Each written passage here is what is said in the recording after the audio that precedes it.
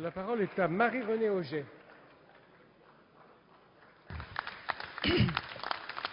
Monsieur le Président, permettez-moi de m'adresser, avant de poser ma question, à Monsieur Châtel. Je voudrais lui préciser que les jeunes qui ont 15 ans aujourd'hui sont entrés en CP en 2002, quand la droite est arrivée au pouvoir. Ma question s'adresse à Madame Bachelot. Le 6 mai dernier, l'Association des paralysés de France tenait son congrès annuel. Son président, dans un discours en forme de réquisitoire, a dressé le tableau d'une politique du handicap en situation de faillite. Vous avez bien tenté de le rassurer, mais sans succès. Vous avez notamment déclaré que le but de l'accessibilité des bâtiments accueillant du public est maintenu pour 2015 et vous avez affirmé que l'objectif fixé par la loi de 2005 n'est pas négociable. Quel crédit donner à votre parole alors qu'il y a encore quelques semaines, lors du débat portant sur les MDPH, vous avez introduit des dérogations concernant l'accessibilité pour les constructions neuves. Vous n'en êtes pas à votre coup d'essai. Dès 2006, la loi portant engagement national pour le logement élargissait le champ des dérogations. Vous récidivez en décembre 2009 sur un projet de loi portant sur les logements saisonniers, heureusement sans succès.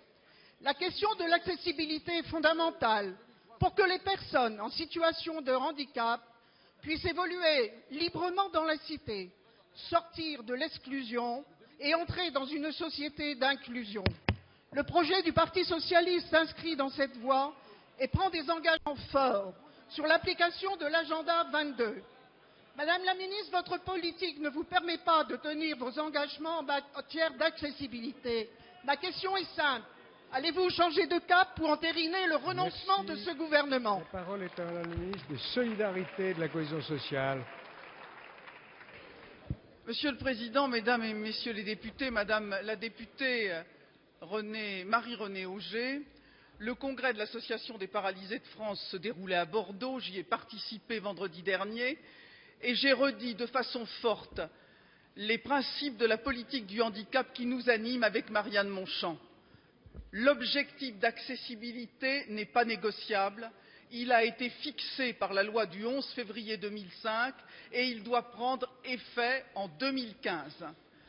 Il y a non pas des mesures de dérogation qui seraient complètement inacceptables, et je l'ai redit devant l'Association des paralysés de France.